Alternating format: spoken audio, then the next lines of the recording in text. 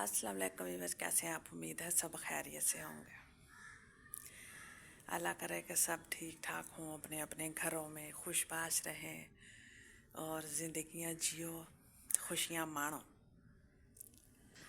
अच्छा, अक्सर कहते हैं लोग किसी ने कहिए ना कि लोग तानू इग्नोर क्यों करते हैं।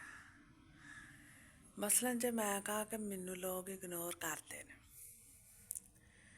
तो ओदी एक वजह तो यह हो सकती है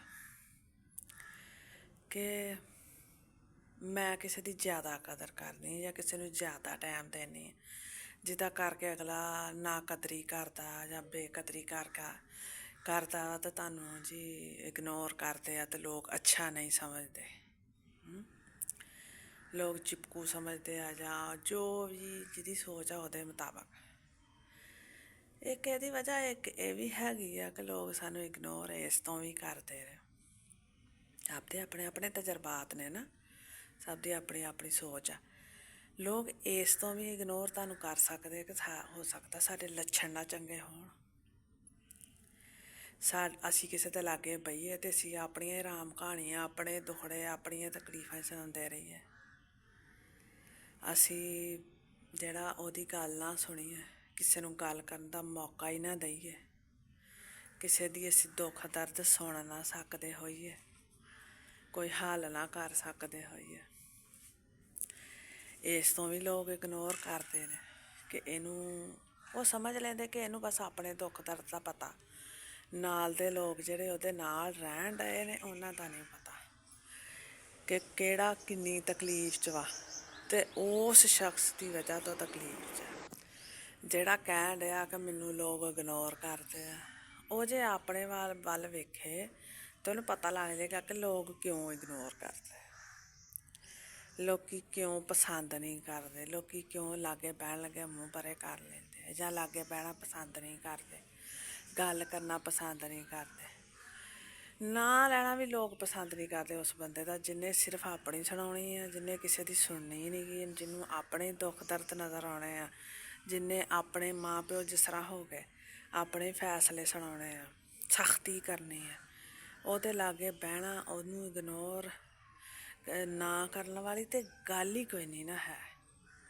पूरा टोटली उन्हें इग्नोर किया जाएगा। ऐसे इंसान वो चाहे माँ हो, प्यो हो, दाता हो, भैन हो, भरा हो, तुहाडा फुफड़ हो, मासड़ हो, भणवैया हो, जवाई हो, पुत हो, पुत माँ नूं किन्ने प्यारे हुंदे आ।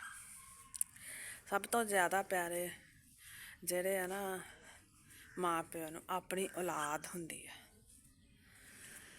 ते जे उन्हां दे इंज दे लक्षण होण कि रोना धोना ही ना मुक्के ते सिर च मोरियां हुंदियां रहण ते अजियत दा बायस कोई शख्स होवे ते फिर वो आखे जी कि मैं बड़ा टाइम देना तो मैं इंज करना, तो बेवकूफ़ी है। उन्होंने पता वा अपनी करतूतां दा कि मेरे लागे जे कोई बहिंदा नहीं, मेरे नाल जे कोई गल नहीं करता तो वो मेरी वजह वा।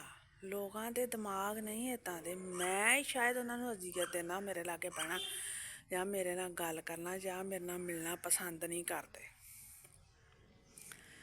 ज़्यादातर लोग जिहड़े इदां दे हुंदे, ज़्यादातर वड्डे इदां दे हुंदे ने कि उन्हां दी सोच रुक गई हुंदी है, पुख्ता हो गई हुंदी है, फिर अपनी गल फाइनल करते हैं।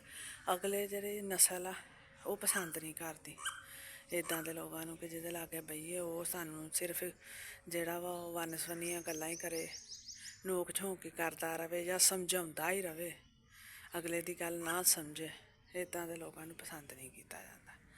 तो फिर वो इधर उधर कहते पाए जाते कि सानू असी सारे लोगों की बहुती कदर करने या असी बहुता टाइम देने या बहुती अहमियत देने, इदा करके सानू लोग पसंद नहीं करते। असी मुखलस हाँ दिल दे, असी बहुत अच्छे हैं दिल दे, बाकी सब जेड़े ने वो टू नेगे।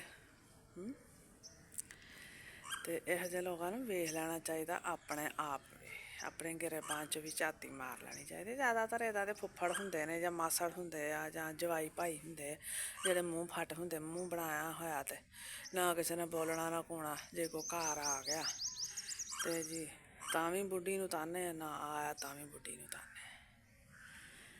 ते सब तो वड्डी गल वा इंसान वास्ते कि वो अपनी गिरेबान च झांके, ਆਪਣਾ ਖਿਆਲ ਰੱਖਿਓ ਤੇ ਦੁਆਵਾਂ 'ਚ ਯਾਦ ਰੱਖਿਓ। ਅੱਲਾ ਹਾਫਿਜ਼।